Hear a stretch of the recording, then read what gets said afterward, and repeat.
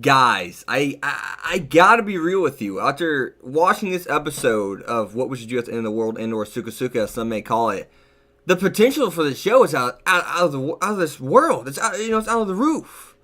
After watching this episode and seeing what's set up, seeing how really dark and twisted the reality of this world is, and the people in which Willem's protecting, which you see he doesn't even believe that they're weapons at the very beginning of the show. Seeing all that, whoa. And seeing where it's going to, and we'll get into what I'm about to say next, but the seeing what they're how their life's supposed to be lived. They're supposed to be lived as someone who they live freely but give no shits about their life. After seeing this episode, I don't think this just has potential of being the best non-sequel of the season. I think it has potential to be the best anime of the season. After watching this episode of What Would You Do at the End of the World, I think this show just might, and dare I say it, just like I said with ReZero, I think it may be the real deal. And now I want to talk about the opening really quick, and the opening that they dropped was absolutely awesome. I had my head bobbing, and it showed that this show was going to be action-packed too, to say the least. And trust me, this episode kind of tells us that too, as we see. But the ED in the opening, I think we saw the ED last episode, but I know we didn't see the opening. Bravo, absolutely amazing. An opening can tell so much about the show, and that's exactly what Suka Suka and or What Would You Do at the World, the End of the World did. That's exactly what it did. And it did it damn well. I will say that. Just like this episode did everything damn well. Once again, guys, I think this show just may be the real deal. So I want to start off with the kid who actually fell up that cliff, that big ass hill, and there's blood everywhere. She's bleeding everywhere, saying, "I'm fine." And it's like she doesn't care. And we see that the kids are just looking at Willem like, "Why is this dude so concerned? Like, what? What's wrong with him? What's wrong? I mean, she fell down a cliff. Who cares?" And he looks up, and they're just kind of like, "Hey, get the ball." No concern, no nothing. And Willem's just like, "What the fuck?" And that's what I was. That was one of the most disturbing things I've seen in anime. And I'm not just saying that because I'm excited, because you see this little 5-year-old just fell down a cliff bleeding out. Maybe he will die if they do not get treatment. And you see this other little kid, it's just like, "Hey, we don't care that you're bleeding everywhere and who knows, maybe die. Go get the ball." What the hell? I saw it just kind of like, whoa, what's with these kids? But then, given we get to find out that they it's like they've been bred to be this way, per se, not give a shit about their life. And that's something that we learned, because we learned that there are people, these are the leprechauns, right? And or fairies, right? And at first I didn't know if they were speaking of that figuratively or literally, and we found out that it was literally. And we see that they're fairies, okay? And we find out that they use these weapons called Callions or something in order to fight the 17 beasts. And we find out that the more they want to live, the weaker they are. The less they give a shit about their life, the stronger they are. And just in general, you can kind of see how fucked up that is. Can you imagine being like we see clearly that there are a select few. I don't know if that one redheaded girl that wants to eat Willem is a leprechaun. I mean, I think she is. I don't know if she wields one of the weapons. I'm not sure if she is. I can't remember exactly. But it seems as if only her and Holly, Chitali or whatever, we're calling her Holly, by the way, the blue-haired girl. We see that Holly actually does want to live and stuff like that. But everyone else just they're carefree, and that's so messed up, man. I have seen things like this. We always get that character that just kind of has no fear per se, but this, it presents it way differently, and it's way more tasteful, I would say. And there's meaning behind it. They're weapons. They are groomed weapons. And I want you to think about this. I counted about 18 to 20 kids. 18 to 20 kids that are weapons. Don't give a shit about their life. Just bred and groomed that way. Whoa.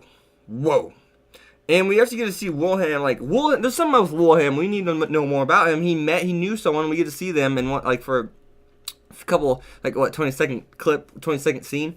And we get to see her, and it seems as if Wilhelm's stronger than we see. We see how fast Wilhelm was whenever he saved Holly, whenever she's free falling, right? We see how fast Willem is. So there's some of Wilhelm. Does Wilhelm actually, is he able to use one of these weapons per se? Does he have one? I believe he has a sword on him. It doesn't look anything like those Carleon weapons or whatever they're called. I think they're Carleon. I'm not even sure. I can't remember. But they don't look like anything like that, right? So I'm wondering, maybe his is just a special one per se. I don't know. But there is something special about Willem, but he is only a human, so it kind of makes you twist your head around and say, what the hell's going on, right? So this episode just blew me away, and it has me wanting more so bad. And I see the potential just going, whoop, just straight up, man. Just straight up. So, like, what do you guys think about that? I'm dying to know. But to add on to what Willem stated actually in this episode about knowing someone who was in a similar situation, and not really even similar, basically in the exact situation, which maybe we'll find out more, and I'll be like, oh, okay, so it was, well, a little bit different then. But it seems as if they're in an exact situation. But he said that he did owe them a lot, or a great deal. So I'm wondering what he meant by that. I'm not sure. As always, no spoilers. And I did look like on my anime list and stuff to see what the ranking, like, what did they rank this out of 10? What kind of rating did it get out of 10? I did check that to see what it was rated just for the source material, and it's an 8.26, which is high as hell, especially on my anime list. Getting 8s is like godly like in general for the most part usually. So I'm very excited to see what's going to come next in this show. I'm not going to lie. But other than that, we find out that Holly said she has like 5 or 10 days, and they said, I guess it's kind of too late for your love to even blossom if you're wanting that. And that's what Athea says that to her. And we find out that there's going to be a Timir coming.